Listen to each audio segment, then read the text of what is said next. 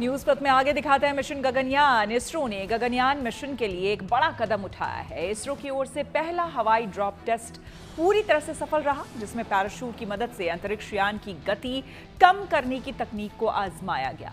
कल यानी कि रविवार को इसरो के अलावा भारतीय वायुसेना, डीआरडीओ और नौसेना का भी खास रोल है। इसमें भारतीय नौसेना और भारतीय तटरक्षक बल के संयुक्त प्रयास से इस मिशन को कामयाब बनाया गया और अंतरिक्ष में सफलता पाने वाले शुभांशु शुक्ला भारत के पहले मानव अंतरिक्ष उड़ान मिशन गगनयान का हिस्सा हैं। इसलिए इस मिशन को कामयाबी की उड़ान देने के लिए इसरो की तरफ से तैयारियां और ज्यादा तेज कर दी गई हैं।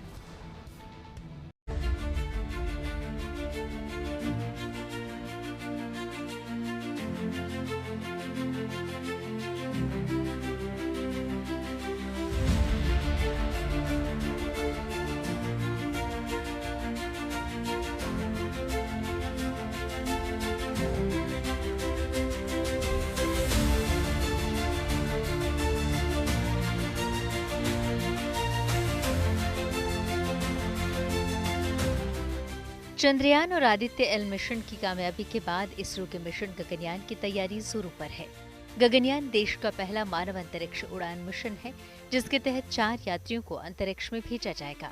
इसरो के चीफ वी नारायणन के मुताबिक पहला मानव रहित मिशन गगनयान G1 इस साल दिसंबर में लॉन्च किया जाएगा, जिसमें एक व्योम मित्रा रोबोट भेजा जाएगा।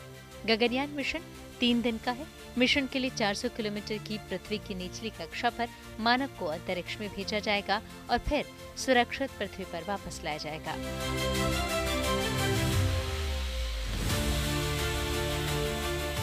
भारत अपने पहले क्रू स्पेस मिशन गगनयान की तैयारी तेजी से कर रहा है और इसी कड़ी में इसरो ने पहला parachute air drop successfully conduct किया।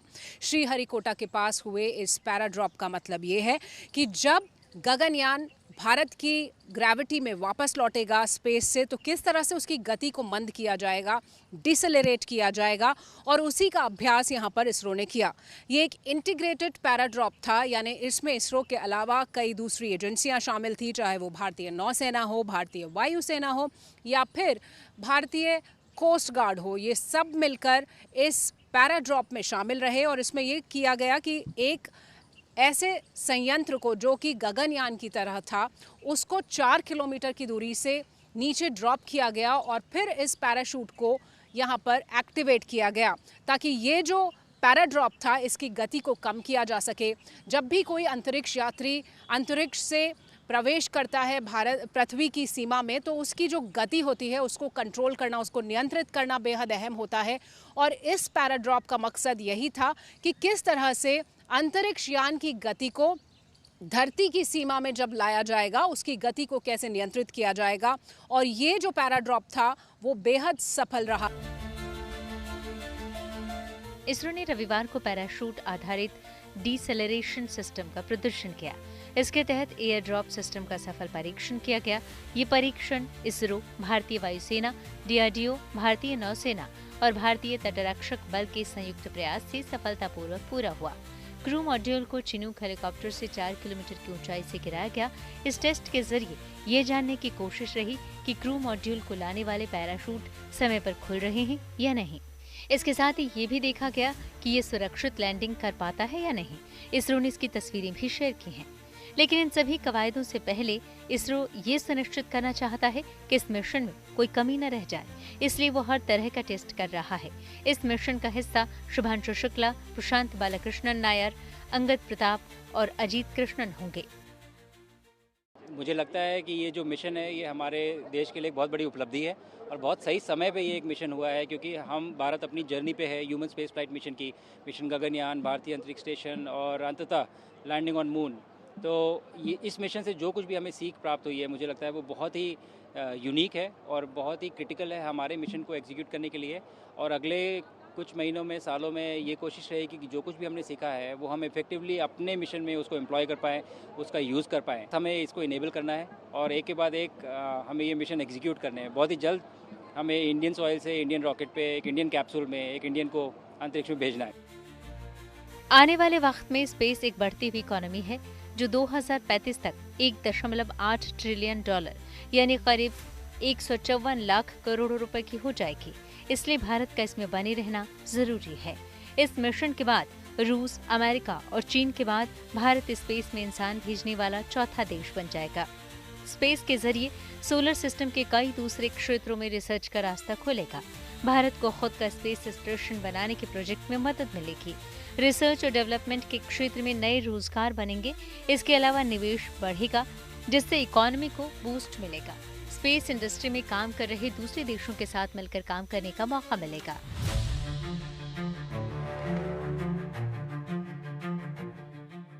हाल ही में इसरो ने गगनयान मिशन के लिए सर्विस मॉड्यूल प्रोपल्शन सिस्टम का काम सफलतापूर्वक पूरा किया था। हॉट परीक्षण के दौरान प्रोपल्शन सिस्टम का प्रदर्शन पूर्वानुमानों के अनुसार सामान्य रहा।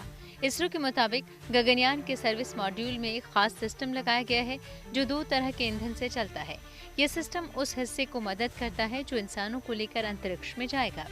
इसका काम रॉकेट को सही कक्षा में पहुंचाना और उड़ान के दौरान दिशा को नियंत्रित करना, वहीं जरूरत पड़ने पर रॉकेट की गति को धीमा करना है।